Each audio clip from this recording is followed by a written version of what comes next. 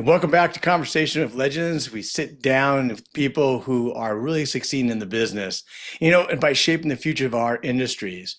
Today's guest is someone who has built one of the most recognized real estate teams in the country. You got it? The country. Kyle Whissel is the founder of Whissel Realty Group. He's a broker with EXP Realty. We'll talk about both of those. But number one thing that's important is he is the number one real estate team in San Diego. He's been doing that for multiple years. But Kyle didn't just basically build a real estate team. He built a brand. Whissel was a brand throughout all San Diego. And the funny part about it, he did it through different medias, and it's really fun for me to be able to watch him be an influencer and be a big part of North American real estate. So Kyle's also one of the starters of Fast Forward Movement, which is part of EXP. So where he's helped, agents across the country now grow their businesses, leverage technology, and think bigger about what's possible. He's also created a lot of, and I'm going to put this out to you, and Kyle will probably go, don't say this, but he's created a lot of passive income with the EXP Realty model alongside the Fast Forward Movement, which I've been pretty much watching him grow it. And I remember the first time Kyle came out there, I'm like, what's he doing? Now I'm going, I wish I did it. So it's kind of funny to see the whole thing. And now I'm part of EXP, so it's great to be with you guys. So to numb it all down to you, we're going to talk about video marketing, digital farming. We're going to talk about how Kyle talks about the one listing to multiple transactions. Also, I want to get a little bit from Kyle about the media brand he built and how his leadership is. Also, with Kyle's crazy schedule, you ever see this guy on social media? I know how he does it, but he has a wife and two kids, and he has balance. So that's amazing for a guy who does this kind of business. So, Kyle, welcome to Conversation with Legends. Dude, I'm stoked to be here. I love the Laker legends in the background. That's There you go. phenomenal. Love me some hoops. So There you yeah, it's gonna go. be fun today. Yeah. So, I got to tell you, there's so much to ask you, right? And I got to keep this within 60 minutes. And I want to make sure, first of all, thank you for being out here because I know you're busy and you're running around with your teams and everything you do. But, what was it like for you prior to real estate? Who were you prior to real estate? What and why? Yeah, so growing up, my dad was in the real estate business before I was born. So I'm one of those kids who grew up with a real estate dad. I did not always love real estate. A lot of times I associated real estate with the reason why my dad would maybe, miss a game or show up late or whatever the case may be. So I didn't always have like the most, I played sports my whole life. Never had like the most positive connotation with real estate. I always just saw it as like the reason why my dad wouldn't be at things. So never thought I would get into real estate. But when I was in college, I was 20 years old. My dad was like, "You got to buy something. You got to buy something." And I was like, "Dad, I scoop popcorn at a movie theater. I can't buy anything." He was like, "Well, they're just going to put a mirror under your nose, and if you can fog it, they will give you a loan." Because it was like the early 2000s, and that's all you Right. had to do to get a loan then. So they gave me a loan for $500,000 because we claimed I was like a manager at a AMC movie theater scooping popcorn. And so I bought a property for $500,000, and I ended up making after 3 months $17,000 on the property. And Right. then I was like, oh man, that's a lot of money. And so I was like, all right, Dad, let's talk about this real estate thing. So I jumped in first like 5 years or so. I worked with him primarily on the commercial side, and then eventually I jumped over to the residential side and started my own brokerage.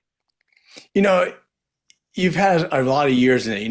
When did this is always that crossover, right? I've always talked to a lot of, agents and brokers and mostly success people they cross over from, hey, not only did I build a real estate business, but I'm actually building a brand. When did you cross over to that side of you? Because that was huge for you.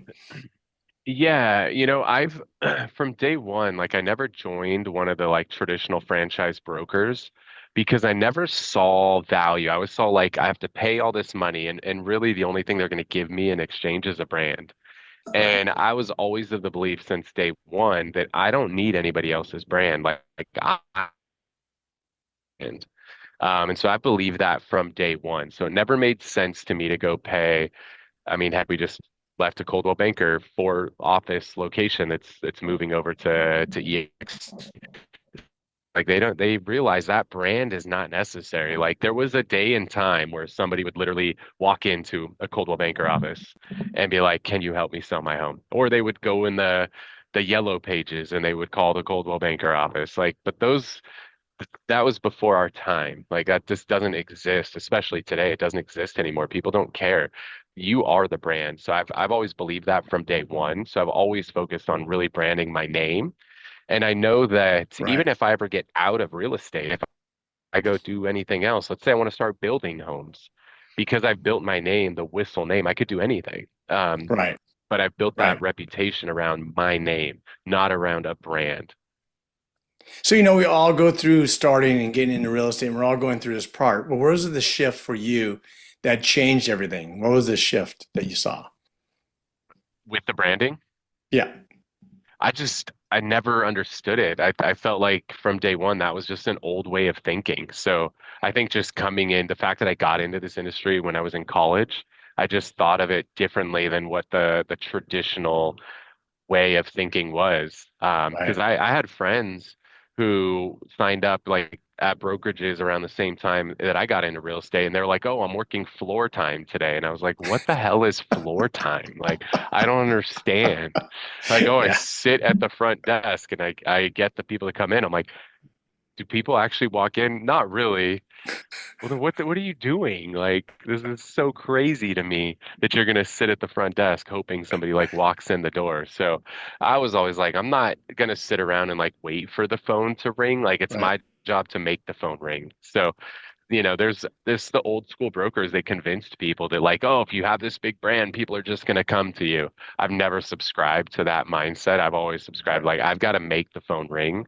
And over time, as the way that people are gonna get to know my name and call me is if I actually go out and sell some houses. But I don't think Right. anybody's going to use you just because you're with a big brand. I don't think it works that way. No, I completely agree with you. And it's funny, when I first met you and we were talking, and it's funny you said something, and I thought, okay, let's hear about this. So this is what I'm going to bring out to you today, right? You said, walk me through this framework. You put one listing out, you should basically make five transactions out of it. Walking the agent through that, because that's unique for someone to actually know this. So, Yeah, so I think most people they get into this and they get a listing and they get so excited. And it's like, well, one, you don't get paid to list properties, you get paid to sell properties. So first and foremost is like you actually have to sell the listing. That's how you're going to get paid. So like that's the first transaction. Second transaction is especially, we're both in California. Most people that are selling a home, they're also going to go buy a home, whether they're going to buy a home in San Diego, or maybe my people are going to move up the coast in your hood, or they're going to go to right, Texas, whatever. Like they're going to buy something. So there's a second opportunity there. So whether I'm helping them buy their new home in San Diego or I'm referring them over to you, there's that opportunity. That's going to be the second transaction. The third transaction is I'm going to do such an amazing job for them that they're going to refer a friend or a family member to me, because I'm going to talk about that from the beginning, that like this is how my business is built, is on my reputation, and from, we want to do such a great job that you're going to tell everybody about us. And then, as we do a great job, then we follow through like, hey, are we doing a great job? Great. Who else should we talk to? Who do you know who's looking to make a move? So, that's going to be the third one. The fourth one is you want to try to double end the listing. right. So, some people, maybe different states have different rules and different brokerages and all of that stuff. Some people have different belief systems, but I believe that there's an ability to serve both the buyer and the seller, and serve their best interests. So you want to effectively market that home to represent the buyer, as well as the seller. And then the last one is going to be that you're going to get the next listing in the neighborhood, because everybody's watching what you do when you list that home. And if you do an amazing job and you go above and beyond with the marketing, you sell it for a great price in a short amount of time, the next person to sell, you're going to be the person they call. So from that one listing, there's five transaction opportunities that should come from it. So it's amazing that we go through today. And we're in an industry where 70% of the agents are now leaving again, and we're all opened up to, okay, here's the workers, right? But in your level, obviously, because you're one of the guys like I know, we all went and dug in and went in as hard as we could, and we drove it. The idea was, what's the difference between the agent you are today compared to the agents that we're trying to get in today? Say that last part again. What's So the difference the between agents which coming in agents? today don't know the work ethics, right? And Oh, you're for a sure. lot different. You knew how to come in because the only way you got success was driving that business, right? And I Yeah. tell my teams, hey, guys, we have to work differently. You have to, but Yeah. they're not going to work the way you did to build your business. So what are Yeah. the things that you can say, hey, if you did this, you would start seeing outcomes, Yeah, so I have a TED Talk I'm working on, and it's the things we want the least are the things we need the most. The things we want the least are the things we need the most. So most people that get into real estate, they're getting in, and it's inevitable at some point in the conversation, the word freedom is going to come up. right? And yes, you actually do get freedom when you get into the real estate business. Like Mhm. you're the CEO of the business. That's a fact. Right. You're also the only employee of the business. Yeah. And that's the part some people forget. So sure, you own your own business. You can do whatever the hell you want. You can, but what would you do if your employee didn't actually show up every day and work? What would you do? You'd tell them what to do. So while people get into this because they want freedom, it's the freedom is not what's going to help them be successful. They actually need the structure. So it's like I actually find the people that come from very structured environments like the military, sports, those types of things tend to be some of my best agents because they come from a place where it's like there's a coach and the coach tells you what to do. And if you do what the coach tells you, you get better. You Right. win more games, you score more points, more goals, whatever. So I find the people that come from that structured environment tend to do the best because we offer that very structured environment on our team. And that's what people need. They need that Right. structure. And if they follow that structure, they'll be really successful. We actually have a core value. It's called run the play. Like if Hmm. you're going to join my team, you need to join and run the freaking play. Don't think you're going to do it better than me because you're going to do it different. Maybe because you're going to post more on social media. Like, guys, for every one person you show me that's wildly successful as a real estate agent because of social media, I'll show you 1,000 that are successful because they focus on building relationships and having conversations. Like, 'cause Right. that's who's going to win the game. But there's way too many people out there that think they're going to build their business. Like, oh, I'm just going to do it all via social. Like, and it's like, Right. dude, if you're posting more stories per day than you're making phone calls, you're doing it wrong. Right. Right. Conversation is important. And let's go to that, right? We know how the conversation has to be. We know how to actually build the rapport. So when you're getting your people coming in and you look at the new agents coming in, they think they have a conversation, but what are the key things that you find that they don't know? Their motivation. Yeah.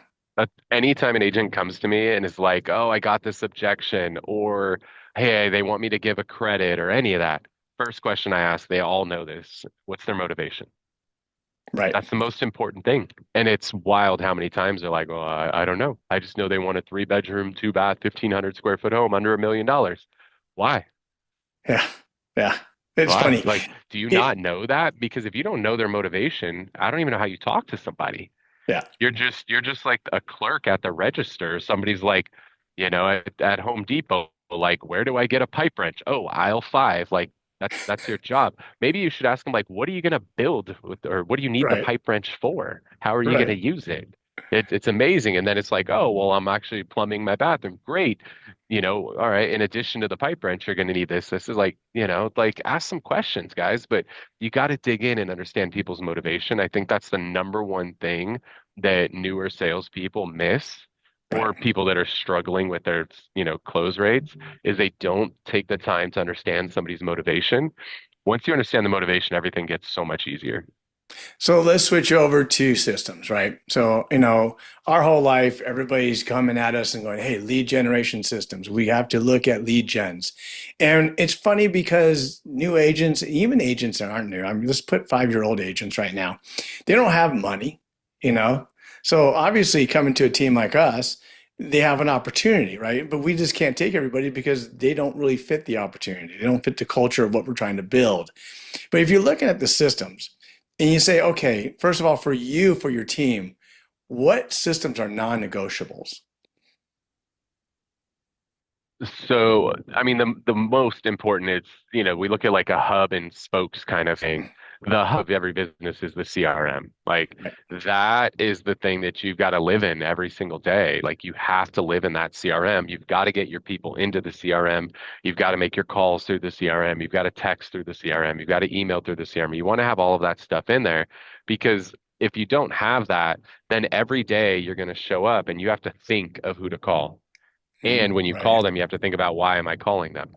But if you have a CRM and you utilize it properly, you don't ever have to think who to call. You should just show up every day and whatever your CRM calls it, whether you have segments or smart list or tags, whatever categories, like if you set your CRM up right, you don't have to think about who to call. The CRM tells you who to call and Right. it tells you why to call them.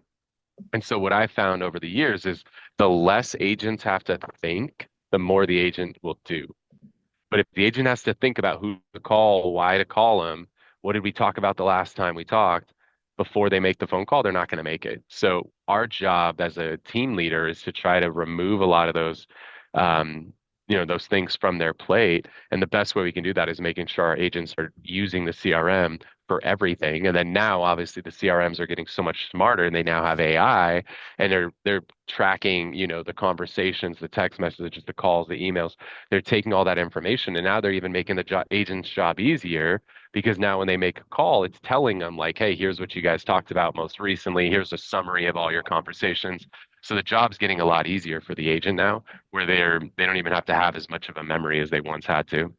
Right, right. Let me ask you a question, because we all through this, we go through our teams and we all have these networks, right? And even with the CRM, we know that they're going to fail somewhere, right? Mhm.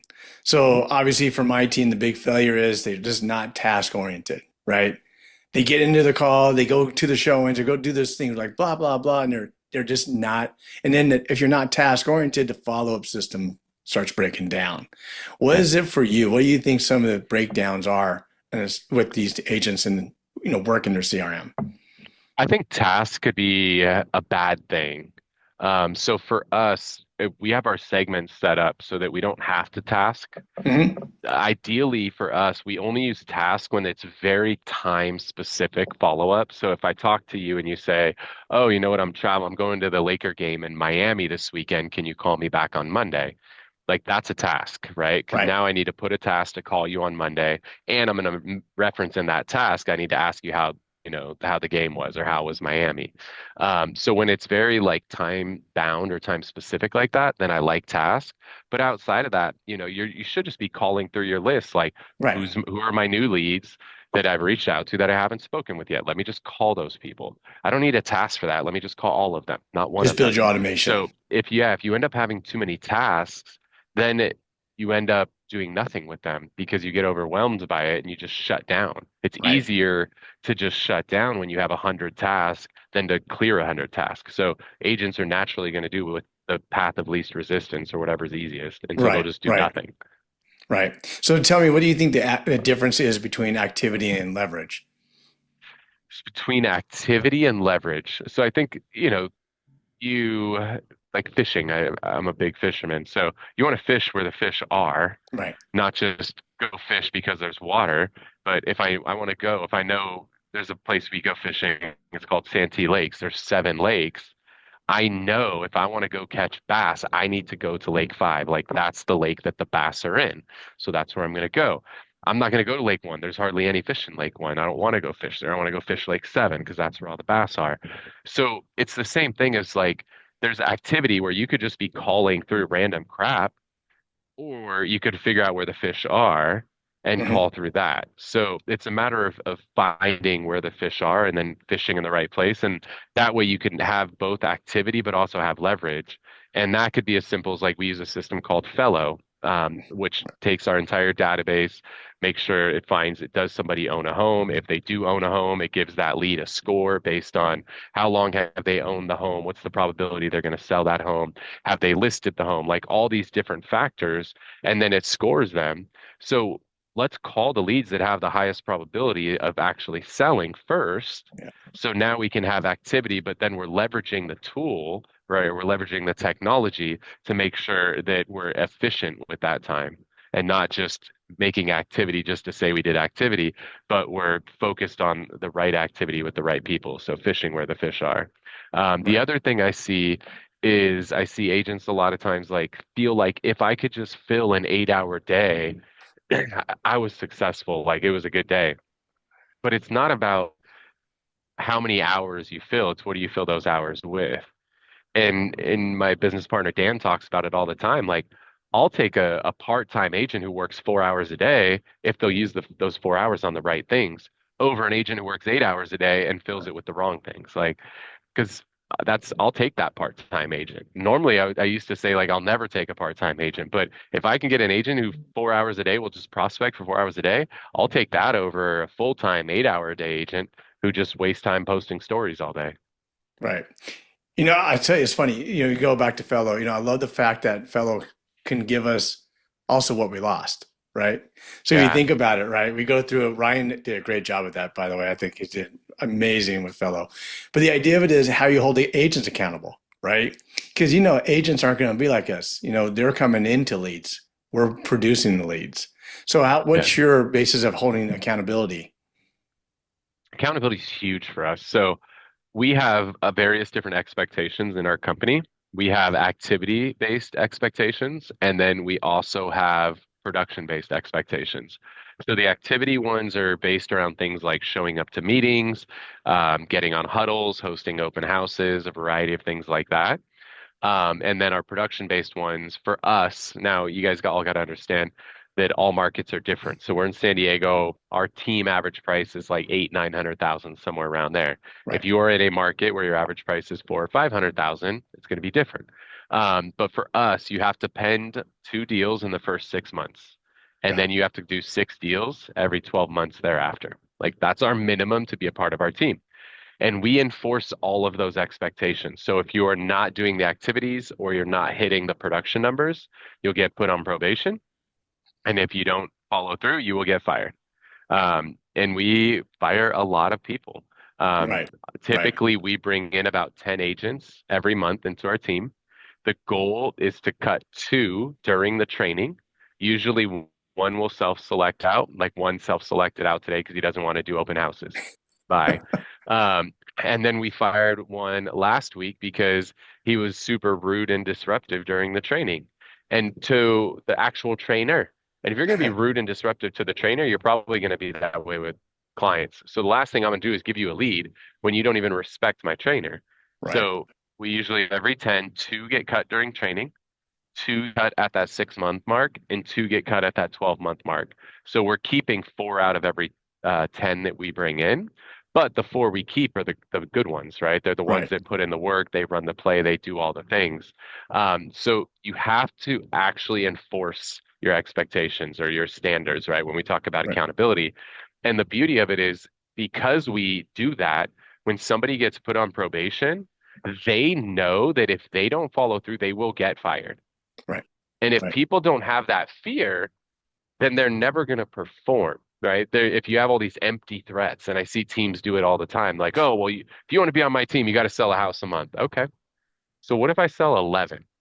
right, Well, no, see, that's a problem. There's no right, well, like you have to have minimum expectations to be a part of a team, and you have to enforce those expectations. And if you don't, then they're simply suggestions. They're not right, true expectations. right. Yeah, definitely. Let's shift you completely around to a different place, right? So a lot of the people right now, you see all these agents coming in, and you kind of said it, they're all like, hey, I want to be, social media aspect. I want to be the best. I want to do this. So, how did you start? Because you actually did this a lot earlier than most people, right? You started your influencing, you started your video marketing, and tell me, how did you get comfortable? Because I know a lot of these people, when you start watching them, like, you shouldn't do this yet, right? So, what are the big mistakes, or how did you dip into it so easily? So you're talking like video specifically? Yep, yep, Yeah, for sure. Um, so I always have had this belief that I want to multiply myself and I want to be in as many places as I can at the same time. And I've always just saw that like video was one of the ways to do that because like I don't know if I put a video out in the last like 2 weeks.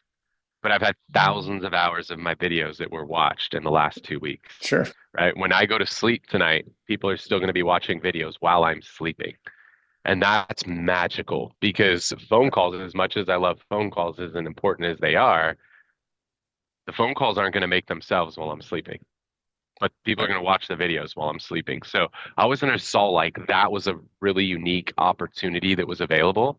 Now, in the beginning, it was awful, dude. I mean, I was terrified. I was shaky. Like I started way back in the day when we were using like a flip video camera. Like I was recording it myself. I was Flip. editing it myself. I was posting it myself. Like I was doing everything myself. It was awful. But I was just of the mindset, like, man, I just got to do this. Like, Right. it's going to get better every single time. The same way, like, first time you got on a bicycle, you didn't get on a bicycle and like jump off a curb the first time you got on a bicycle. Like, you probably fell. Even when it had freaking training wheels, you somehow found a way to make a four-wheel bike fall. But then you got on it and you were a little bit better the second time and a little bit better the third time. And by the 300th time, you had no training wheels and you were jumping off curbs. That same thing. You just gotta get after it. And in the beginning, like if you need a whole script and a teleprompter and all that, cool. Like Yeah. I will take a happy video where I could see that you're reading a teleprompter over your non-existent video. Because I Right. promise you, your shitty video is going to get more views than your non-existent video. There you So go. just get after it. And then the thing that I find is like if you do videos about something you're passionate about, it becomes a lot easier. So the original video series that I did was all focused around the different businesses in my neighborhood. I moved into a new neighborhood and I was like, man, I want to learn this place. Let me just go interview all the business owners, but let's just do it on camera. And so I just interviewed everybody in that neighborhood. We called it Santee Saturdays. We released an episode every Saturday, but like very passionate about the Santee community. And I love meeting people, especially business owners. Like those are fun conversations with me. That evolved to like a next series, which is called East County Eats, which is all food based. I'm a hardcore foodie. But and those series continued on because I was passionate about those things. And I think people could see the passion in your videos, Right. and you're a lot more likely to continue doing the videos if you're passionate about it. Yeah. Whereas, like, you're clearly passionate about the Lakers. Like, you're going to do way better doing videos about the Lakers than you are about, like, gardening and planting rose beds, right? Like, Right. because that's what you're passionate about. You could probably do 20 episodes of talking about Lakers history right off the cuff. But if I told Right. you how to do 20 videos about planting roses, you would never finish the 20. You'd maybe do one and be like, oh, I can't do this anymore. So find something you're passionate about, and I think it helps you get a little more excited. And your videos end up being better because it's something you're passionate about, and people can sense that, they can feel that. For me, also, like I'm doing a lot of videos right now about the economy, the market, about all these things happening. I have a degree in economics. Like I'm passionate about that stuff. And so it's fun for me to make those videos. Right. So I'm not nervous about making a video because it's something I'm passionate about. And I'll do it more consistently and for a longer period of time because of that. Got it. Got it. So, the people always ask the same questions. How do videos convert to business? Yeah, I mean, there's a million different ways that they convert to business. So for me, like with the community videos that we did, the way those convert to business is because I was getting in front of my target audience on a consistent basis with content they care about. Because everybody wants to know about like, oh, I saw that new restaurant opened up. Like, I wonder what it's like over there. And their options like they could go there, but like I don't exactly know what kind of food it is. Like what if it sucks? I don't know. But if they watch a video and I explain what the restaurant is and the history of the restaurant, the type of food, what they're known for, now they're like, oh, all right, I'm gonna go check that restaurant out. So it was content people cared about because let's be honest, guys, like nobody cares about your new listing or the listing you just sold or the open house that you're hosting this weekend. Like 99% of your followers don't care about that, Right. but they all care about the new restaurant that opened in town. So my thesis was like, if I can create content people care about, they're going to engage with my content, and people are now going to see me. And it's funny because Gary Vee talks about the digital mayor strategy. Right. like we've started running that strategy 11 years ago. Like I think we were running it right around the same time that Gary started talking about it. And so people saw me synonymously like, oh, this guy knows Santee. This guy knows East County. He knows all the businesses. So that worked really well to put my name on the map. It made me synonymous with that community. At the same time, I was now interviewing all these business owners. But I don't know, last time I checked, they're usually the people that have the most money Right. and have the most connections. So not only was I getting my content in front of my target audience with content they cared about, but I was also building relationships with the business owners at the same time, who we've done tons of deals with the business owners or they've referred business to us.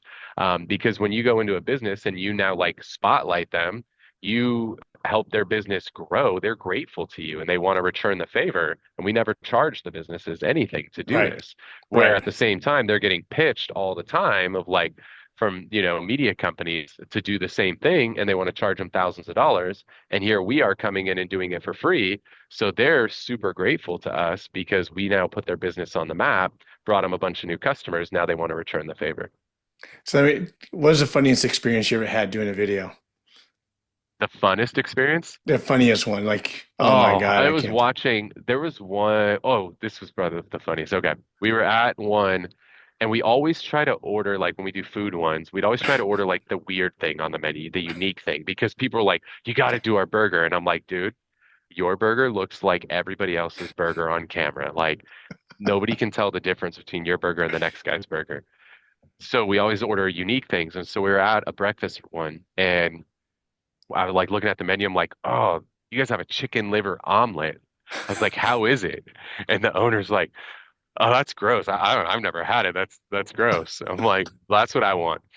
So he makes me the chicken liver omelet and I bite into it. It's not good, but I eat it. And I just put on a game face and I eat it. And he's like, how was it? I was like, oh man, it tastes just like chicken. It was great. He's like, let me try it. And he takes one bite. He's like, that is disgusting. That does not taste like chicken. That is so disgusting. And it's his food in his restaurant. Like he's just like talking about how disgusting his food was. It was hilarious. I love those, man. We go So through it was one of my years favorites. of all this stuff, right? And sometimes you go back and you're having drinks with friends, you're like, oh, you're not gonna believe this one. But that's pretty Yeah. funny. It So was so good. let's And the go restaurant into was open publicly when it yeah, happened too. It was yeah. hilarious. That's pretty funny. Yeah, you're daring first and all, just going for it in the first place. So Yeah. I'll give you that much. Um, so talking about, you go through digital farming, you talk about a lot of different things in farming. Let's just take what's one of the key systems needed to make it a really good digital farming. Um, Digital farming, I think, is just creating a lot of content about your community. The beauty now is like you don't have to go out in the field. We're getting ready to relaunch. Right, And I have some friends who've been running video series now that do basically the same thing that we did, but you can do it so much more efficiently now. Because when right, we would do it, we would go to the restaurant. I'd have two camera people with me. We'd be there shooting content for like 2 hours. Then they'd go back, they'd edit the footage for hours and hours. Like, if most people don't realize this, but good content, it takes about an hour per minute right, to edit. So to get a good like 3 or 4 minute video, that's like 6 to 8 hours of editing, or I'm sorry, 3 to 4 hours of editing time. Plus you have the time that we were at the restaurant. Like it was so time consuming. Now you could just do a green screen video. You could right, throw up some imagery in the background of the restaurant, like the sign and maybe some pictures of their food. And you could just come on, using the right, green screen feature and just talk about it on camera. And now with AI, it could literally write an entire script for you. Like you don't have to come up with what to say. So now it's like you could just do it. I shot a video on the car ride up to the event that I was just at. right, While I was driving, I shot the video. Now you could do that. You don't have to go spend hours at the restaurant and hours editing. You could just throw some imagery up, type into Claude or whatever, LLM right, you're using, and it give me a 2 minute script to talk about this restaurant and look through their reviews on Yelp and Google and give me a, good thing to talk about. What are the dishes people rave about? What do they say? And you have an entire script and then you could just read right off the damn script. Like it's so much easier now. So Yeah. I would Yeah. just really recommend like that strategy still absolutely works today and it could be done so much more efficiently is just be that digital mayor or media mayor as we call it of your community. Talk about all the new things that are opening. Talk about what's happening at the city council meetings. Like everybody wants to know the proposed developments and this and that. Nobody wants to go to the meeting to find out. But if Right. you can take the summary of like what was talked about at the city council meeting, you could be the person that tells people. So you could do one video of like, hey, here's what's on the agenda for tonight. And then the next day, you're like, all right, here's what happened last night. Oh, they approved this, they didn't approve that. Like people love that content. So if you can be the person who like gives the content to the community, so valuable. So, let's go a whole different way too. So you had this thing that you worked on. It's called the gift of the shift, right? Mhm. So tell me a little bit about what that really means. Yeah, I mean, anytime markets change, that's such a great opportunity because most people, when things change, nobody likes change. They freak out, they shut down.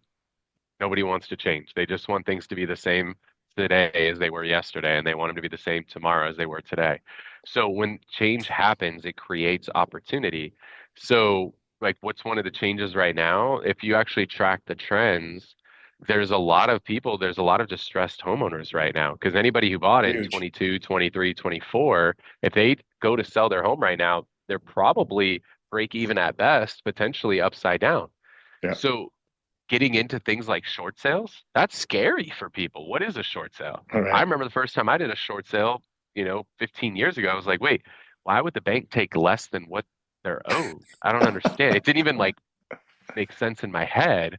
Right. But right now, there's a gift. If you're willing to take the time to learn and understand short sales, there's a market that a lot of agents were like, oh, I don't want to have to learn something new.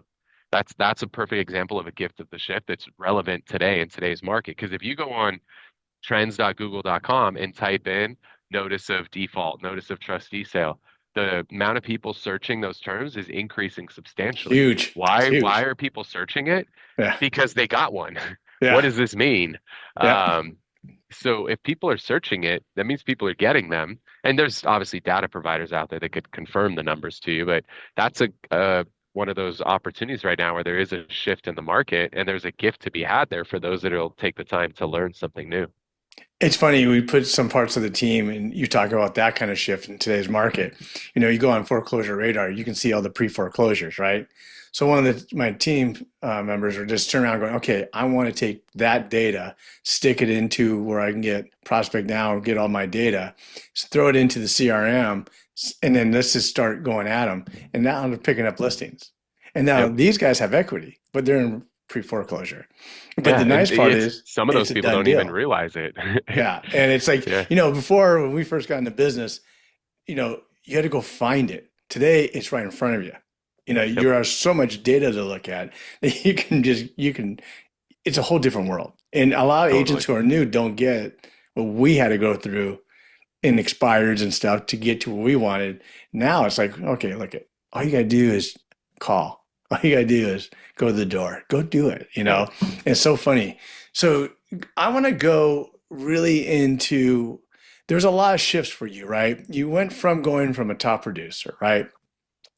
Then I saw you in those days, and I didn't know you well enough, but you shifted over to a team leader. You started running your team. And we all had teams, right? And then you shifted and I saw you go into this influencer, right?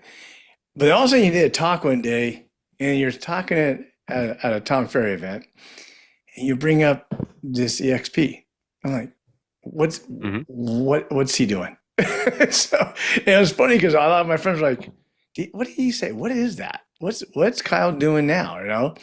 And it was funny Yeah. because you went from there and then all of a sudden you have fast forward movement, right? Hmm. And I thought it was really cool. I thought, okay, I love everybody has their own niche and they run their own game, but everybody gets all of a sudden like, well, that's something new.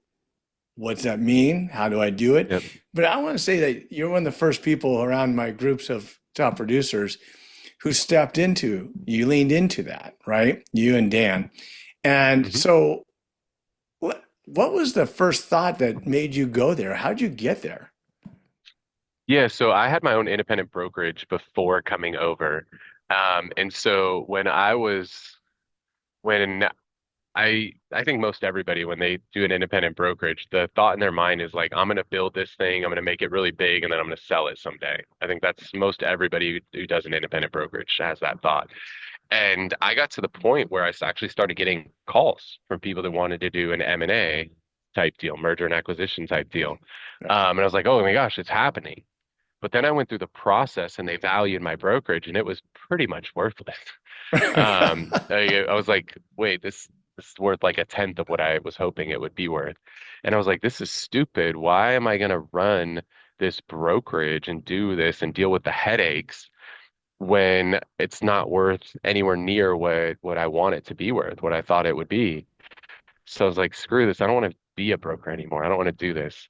And so then at that point, I started to look around and see like, well, what are the options out there with brokerages? Because I've never worked for a brokerage before. I worked with my dad on the commercial side. And then when I left him, I just went on my own and started my own brokerage. So I'd never been with a brokerage before. And so once I started to look around, I was like, I looked and it really came down to Compass and EXP. And Funny. when I looked at Compass, I saw like, okay, they were going to give me a bunch of money to come over there, Right. but that was good for me, but it wasn't good for my agents. There was really Right. nothing in it for them. So Kyle would win, but the agents wouldn't. And then in reality, Kyle was lose because Kyle knows how to read contracts. And I read through the contract and realized that they're going to give me money for 2 years, but they're going to lock me in for 5 years. So I Right. was like, that's Right. stupid. I'm not falling for that trick. That's called a clawback for those of you guys who aren't familiar with it. Right. So I was like, I'm not gonna fall for that. Um, so I saw EXP and it was the opposite of what Compass was. Because with Compass, it was like, cool, we're going to give you a bunch of money now, but over time, you're going to give it all back. So it was a declining return. EXP was the exact opposite to where I wasn't going to give them any money. I wasn't going to get any money up front, but over time, if I help this company grow, they added these two new buckets of income and stock and revenue share. And I was like, that looks pretty cool. So it was like I was betting on the fact that over time I could help attract people into the company, and turns out that bet was a great bet because EXP went up, where if I went Compass, it would have went down. Right. And here we are 8 years later, we've attracted this movement that we call Fast Forward. We have over 13,000 people that are part of Right. Fast Forward movement. Last year, that group was responsible for 135,000 roughly transactions Wow. for like $68 billion, $68 billion. Billion. It's pretty crazy. So that bet 8 years ago really has paid off. And what I love with EXP is like it's the embodiment of that saying, like you can have anything you want in life if you just help enough others get what they want. And Right. so, right, like see, when you win, I get to win with you. And that's so much cooler than winning on my own. Right. I love to win with people. And so it really fills my cup because that's a true passion that I have. I love to help people grow. I love to help people win. And so the fact that you and I can win together is everything. I love that. Yeah, it is true. It's funny because you got to remember, when you were doing that, a lot of us were like hesitant to lean in, right? And we're like, okay, it's new. What's going on? If we were to say, what are the one or two things that people hesitate when they make the move to EXP? Um, I think, originally people hesitated because they're like, oh, it's a recruiting company. Nobody sells any homes over there. Well, we're going to sell north of $1 billion this year. So it turns out there are people that sell homes here. So I think that's a hesitation for people. And then it's cloud-based. There's no physical offices. So I Right. think that people hesitate around that. But then what smart that EXP did is instead of like going and I'm staring at an office building right now, I have a feeling this thing is like 50% vacant. And there's a lot of real estate brokerages that have gone and leased up space Oh yeah. and nobody uses it, but Right. they're on the hook for that space. And that's crazy, right? So that's a lot of expense. Well, how does the brokerage recover that expense? They charge the agent. In fact, the Coldwell Banker office I just left that's coming over, they charge an 8% franchise fee on every deal. Yeah. because they got to pay for all this damn office space, right? Like they got to pay the corporate office is huge, right? Like EXP doesn't have any office space, no corporate Right. office, nothing. But what they did do is they did a deal with Regis Executive Suites, and now I can walk in any Regis. In fact, I'm going to work out of a Regis office tomorrow. So I can go work out of any Regis office anywhere in the world. And I can set up shop there. And the beauty is EXP only gets billed if I actually use the space. So Right. instead of having to pay for space and hope that agents will use it, EXP just says if you use it, then we'll pay for it. And it's a much more scalable, predictable model. And you're not wasting a ton of money on space that nobody's using. So let's shift to the other side. I thought, which is great, revenue share, right? What do people Yeah. misunderstand about revenue share? So revenue share is important, but not for the reasons that people think. Because people think like, oh, if I go over there, I can just like stop selling homes and I can just recruit people and get rich and go live on an island in Hawaii. Like, no, Yeah. that's not why revenue share is important. The reality is it's like somewhere between 10 and 15% of people in the company ever attract an agent in, which means like 85 or 90% of people don't. So that's not why the revenue share is important. The revenue share is important because it creates this culture and this community where people want to help others, right? Right. I want to help you win because Right. I win with you. Right. And the more you win, the more I win. So what do I want to do? I want to help you win as much as freaking possible. Why did I just, go drive for 2.5 hours, to do a meeting? Because I want to help that Coldwell Banker office that's coming over. I want to help all of them win Right. because when they win, I get to win alongside them. That happens because of the revenue share. People are willing to pour into each other at a level that never existed before because there's an alignment of interest. Right. When you win, I win. So you want my listing presentation? It's yours. You want my contracts with my agents, with my employees, whatever you want is yours because if I can help shortcut your learning curve and get you to your goal a lot faster to winning, then I'm going to win with you. And that's where that fast forward movement comes from is like we believe everybody has goals and that they're all going to accomplish their goals. It's just a matter of how long is it going to take. Well, if you can surround yourself with people who are at or above the level that you want to get to, you can surround yourself with those people and they're going to help you get where you want to go faster. It's interesting, working with the systems and seeing the people around me and going through that with you guys too. And I think everybody's big question to me is how, I was talking to an office the other day. And they're like, let me ask you a question. How do I build a downline the right way? And I thought to him, I go, that's a great question, Yeah. to think about how you're structured. And I told, I gave him that idea of what we have to offer and show it. But how would you say, what was the one thing you would say, how do you build a downline the right way? Sell more houses. Yeah. Yep. Yep. You don't have to recruit anybody. You want to Yep. attract people. Well, what's attractive to a real estate agent? Selling Right. more houses. So Right. Jeremy Larson always like comes to mind. When he came over, he was selling $9 million. He plugged in, he showed up to the masterminds and he executed. He went from 9 million to 30 million. What do you think happened? People started calling Jeremy like, dude, how the hell did you go from 9 million to 30 Right. million? Right. And then you know what Jeremy did the next year? Went from 30 million to 100 million. What happened? He got even more phone calls.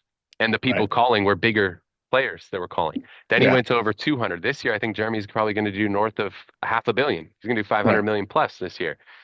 Jeremy's going to keep getting calls. And Jeremy is the great example because he's not a big influencer, Right. not a big video guy, doesn't speak on a million stages. He just works and sells homes. And people are like, how the hell are you selling all those homes? I plug in, I get on Right. the Right. masterminds and I execute. People are like, well, tell me about the masterminds. Well, why don't you just hop on one? Let me show you. And they're like, wow, that's amazing. I learned more in that hour mastermind than I learned in the last year at my brokerage. Great, Right. let's talk about it. And that's Jeremy's model. And that's my recommendation to everybody is nobody cares what you have to say if you don't have production. Like if you're not selling homes, you're not attractive. Now you're recruiting. If you're making calls and you don't actually sell any homes, yeah, that's recruiting. But if you're actually selling a ton of homes, you're actually going to attract people to you. And Right. it changes the game and it's fun. But the thought of traditional recruiting, I get it. Like that's not attractive to me. I don't want to make a bunch of phone calls and like, hey, Steven, come over to this brokerage. Like, no, I want to go sell a ton of homes and I want you to call me and be like, bro, what are you doing? Right. Right. It's That's to funny. me the So best let's way go to into attract. that. But you have to be public. You got to share your numbers.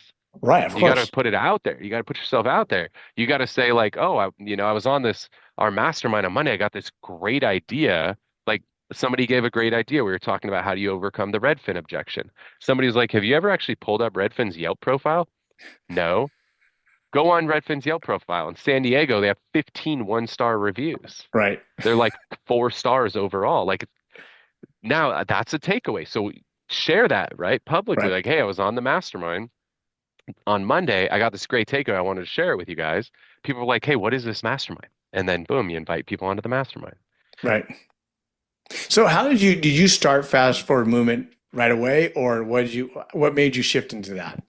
Yeah, so Dan and I and Mary Maloney, who started Fast Forward together, we just knew we were going to get together once a week and just kind of brainstorm Right, ideas. And we were like, we might as well just invite people in case anybody wants to join us. And so the first one we did, there was like 6 of us sitting at a Panera Bread. And we were just brainstorming. And then it was like we told everybody, like, hey, next week we'll be right here, same place, same time. Bring a friend next time. And then there was like 10 people.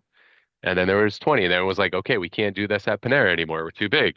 And now, that same mastermind every Monday, we average north of 500 people on right. that mastermind now, It's a great mastermind. which is Yeah, crazy. That started as like 6 of us at Panera, but it was all around the thesis that like let's just share everything that we do. right, Even then, that was all of us are in San Diego. Like it's not like I'm sharing with you where you and I don't compete. Those are all people in the same market, but we just were like, let's just open kimono, let's share everything.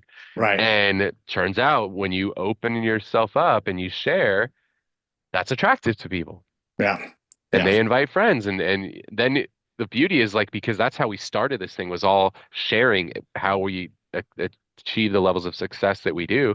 That's the culture of Fast Forward is everybody shares. So right. now you get on a Monday mastermind and somebody's talking about like how to increase their listing conversion rate and they're like, oh, I send this pre-listing package and you're like, well, what's in it? Here's a link, here's everything in my pre-listing package. That's crazy. Like that doesn't exist in other brokerages. Nope, Nobody's nope. sending you their pre-listing package Right. that they No, use to beat you on a damn listing. right. Like it's crazy. So that starts at the top. So if you want the culture in your organization to be like that, that starts with you. And so that was the way we started the organization day one was let's just meet up and let's just share everything we're doing. And that's turned out really well for us. It's funny as a because I had my own brokerage too. I also went through that same phase of Compass offering a bunch of money. I did the same. It's funny you said that. Same reason why I didn't go after they Yeah. actually signed the contract. And when I was done with the contract, they started telling me what I had to do. I was like, well, hold on a sec. That's Yeah. not how this works. And you're right. It Yep. was not going to be good for my team. Yep. So I said, we're not starting. They're like, well, what are you going to do now? And I was like, I had to reshift real quick. But one thing I really loved, and it's funny because I had everybody coming here going, hey, you got to talk to Kyle. You got to understand EXP. I'm like, well, I understand that. I understand these are. But the one thing I felt the first shift was I can actually run a team without liability. It was like, oh, that was one of my first big wins. Like, I don't have to talk to another attorney again in my life. And as a Yeah. team who does 100 plus deals a year, you're like, this is good, right? Oh yeah. Then the shift all of a sudden started going, oh, okay, you're taking in different teams, but you're also building something behind it because also money started coming in. And Yep. I didn't really, to me, it's like, okay, whatever. Let me just keep on building. Let me hit the 200 million. Let me just do this, right? But it's kind of funny because it does make a big difference. And you want to get to everybody, but everybody has, because they're so used to the big box and that's going away so fast. And they don't Yeah. care about their agents. They don't one Yep. care. And I laughed. I've sent people to go, hey, look, just take some Monday, learn something, stay at your company if you want. Just go learn something for a Monday. Let me invite you to Yeah. learn something. And Yep. you know how many times, Kyle, I laugh and they don't show up at all. And I'm Yeah. going, what did you do otherwise? And they Yeah. didn't do anything. They weren't busy. Yep. They just were Yep. stuck and not knowing what's next. Exactly. And now they're gone. But on the other side is, I'm going to flip it completely so we can end this right with you. Yeah. I always love the fact because I watch you every time you do things. You do a lot of stuff all over the place, and your football teams, everybody. I know, I get it. My Rams didn't win, so it didn't matter. But the idea of it is, when I looked at it, right, you're a husband, you're a father, you're a business owner, right? How do you structure your day under that game plan? Yeah. So my commitment to my family is I work 4 days a week. I'll be home by 6. And the only reason it's 6 is because I have a commute. Um, I bounce around. We have multiple offices, so I bounce around depending on which office varies my Right. commute. But I'm committed being home by 6, and I just do one late night a week. So Right. one strategic, like last night, I had to help this team do an announcement with like their inner circle last night. So I selectively choose like what's my late night. Last week, my late night was we have all these like clubs inside of our team because our team's gotten so big. We have these small little clubs. So we have a poker club. So I use my late night to hang out with the poker club last week. So that's just what my commitment is. And I am obsessed, right? Like obviously I took this podcast and I did this entire thing while driving in a car.